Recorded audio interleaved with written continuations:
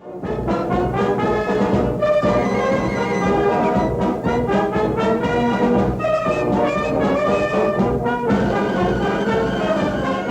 rare privilege and honor for us to meet you as the first and last Commander-in-Chief of the Indian Army. You're a figure of legend to most Indians today.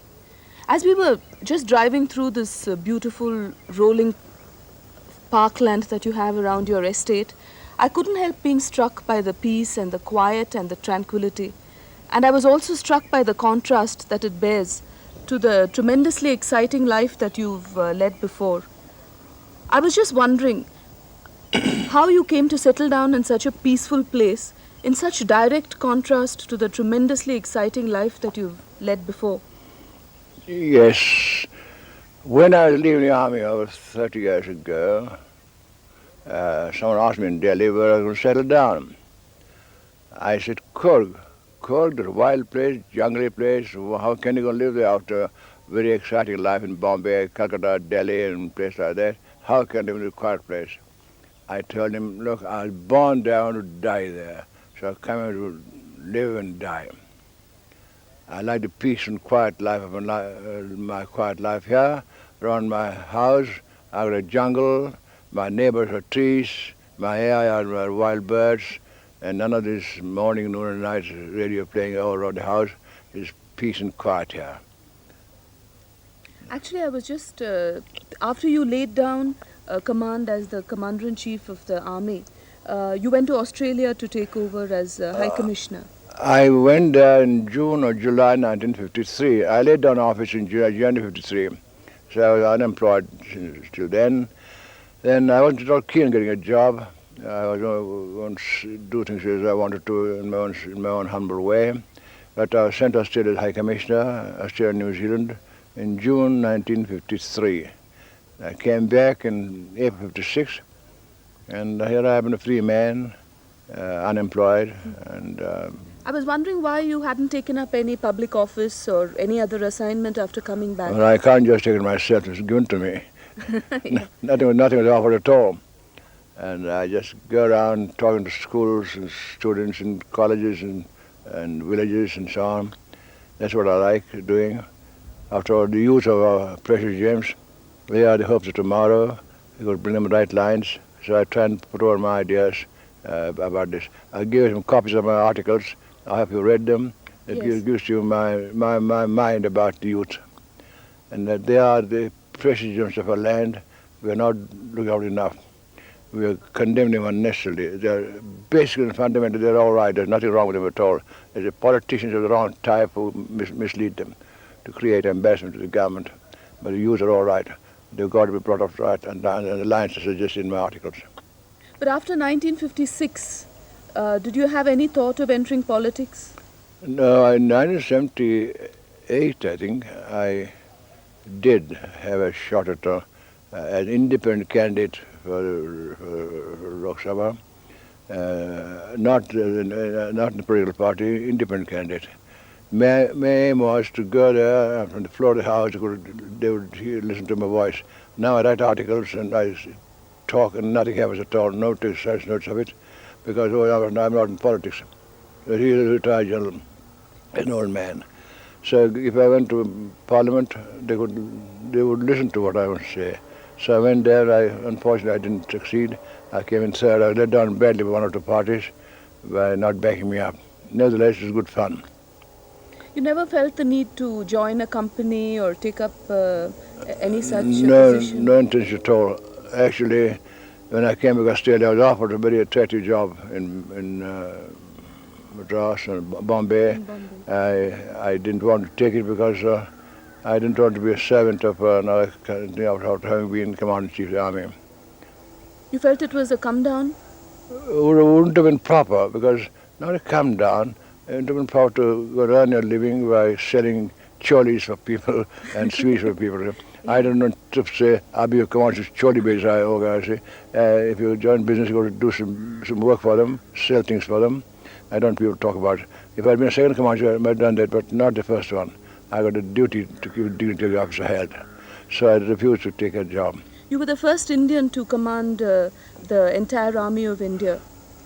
Is that right? Yes, that's right. First in history of our country to come out the entire army in India.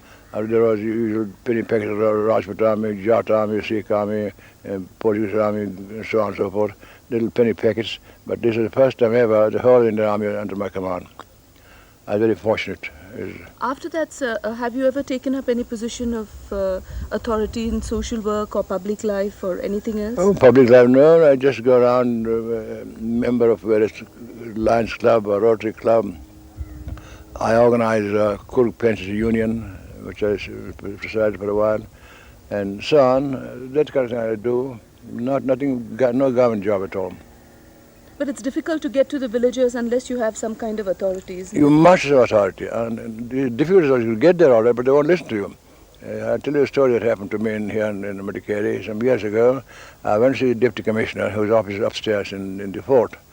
And I went in there, in the waiting room outside, there was 4 or 5 villagers pushing each other to the door to go try and get inside. I said, look here, there's a small bench to sit down, they go one at a time. Oh no, we're in a hurry to catch a bus. You can't all go at the same time, sit down. They won't take so large notice of me. Sit down for a while, you can go one at a time. I got to go there too. No, they wouldn't, they pushed each other. Chaprasi came now, wearing a belt. He said, Putwabadi, in Canada, sit down. Sat down straight away without a murmur, straight away, because they knew he had authority to send him one at a time. They didn't want to encourage displeasure, so he sat down straight away. So I have a sense of humor. I stood there and talked to myself. Cariappa, you command an army of 600,000 people, and officers and men obey you. You're one of villages won't obey you. I know why, because you're an authority. So you must know authority to go to villages. Apart from your social work and the work you've been doing for all the ex-servicemen and for youth, I've heard that you've done a lot for Indo-Pakistan relations. Yes, quite a lot I've done my best, and I've been there 5 or 6 times on what I used to call a self-appointed one-man goodwill mission. Are you going back to Pakistan this year? I may go back. I was also gone in May, about now, but unfortunately to my health I couldn't go. So it is really heartening to know that there's so much goodwill in Pakistan. Terrific goodwill, and they're all very keen. And particularly young people who want to, every time I've been there, when we join hands again soon, they want to come and play cricket against our chaps. They want to play cricket and hockey and so on. The memories of old days, we must come there quickly. How do you spend a typical day now, sir? Typical day, get up in the morning and have a short while here, then breakfast. Before I go there, I go and stand in front of my father and mother's paintings, and I salute them and thank them for having brought me what they did. Then there's a small statue of Jawan, and I salute him. I tell him, Jawan, tomorrow he said, Azad lene mein. Tum tomorrow pasina diya, tomorrow khun diya, tomorrow jaan bhi diya, azadi ke liye, azadi kaim rakho, hamesha. Do baar gulami jiyon nahi man Jawan, Hindustan bachao. I salute him. This morning now, before you came here, I went and saluted him.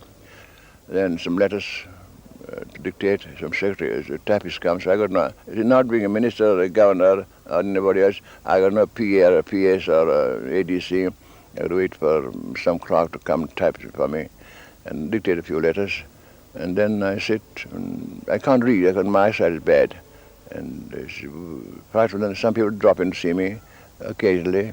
But I feel very lonely here, no one to talk to. And most people come here, ex-servicemen, they want pensions raised, they want money, they want children to be in the army, Navy, Air Force. All these things goes on and on and on. So to me, Jawan is a great chap. He is a man who keeps the country together. And I wish the army will continue to keep an eye on the defense of the country and the security of the country. And you can trust the Jawan. When I say Jawan, includes naval chap and airmen, everybody, and officers, everybody. Jawan is a soldier.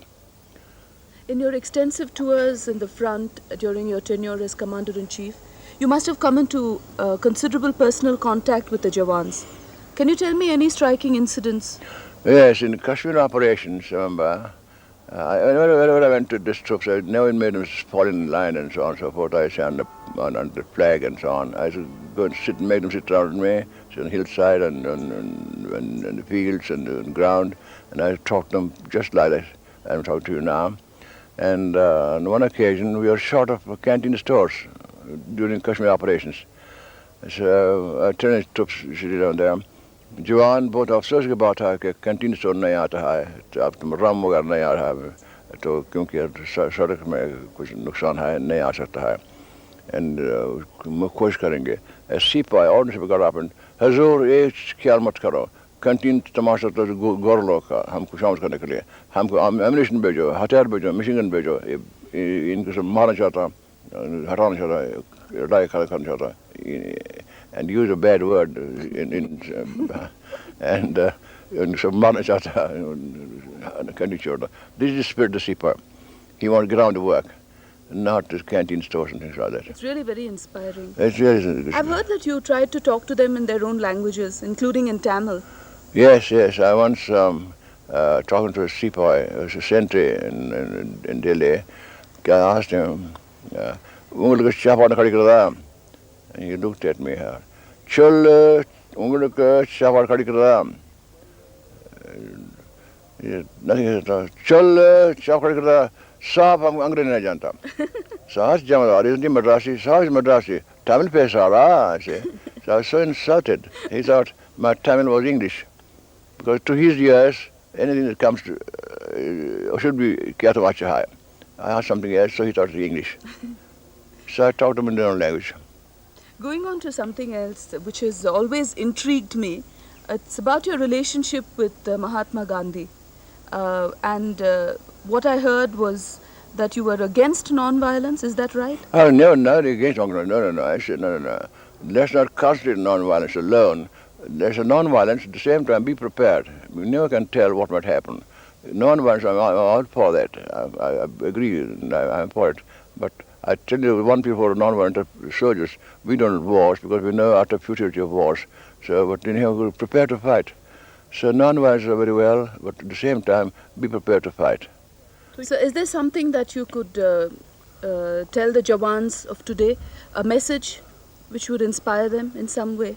I just told you, जवान तुम्हारा हिस्सा था आज़ादी में तुम तुम्हारा पसीना दिया तुम्हारा खून दिया तुम जान भी दिया आज़ादी कायम रखो तब गुलाम जवान नहीं मान जवान तुम्हारा हाथ में हिंदुस्तान बचाओ. It's really very inspiring what you've said just now. No. And I certainly think that you're now entitled to the peace and quiet and tranquility which you live in. I hope that you'll live for many years and give us all your guidance and your advice. On one condition, that I'm healthy. Oh yes, I wish you good health And as well. I never wish anybody, I wish you a long life. No, I wish you a long life with good health. I wish you a long life with good health. Because that's the most essential. Yes. Unless you're healthy, you can't do much at all. It was a pleasure talking to you. Well, very nice of you to say that, and very nice to listen to your questions. And Thank you very much. Thank you very much indeed. Thank you.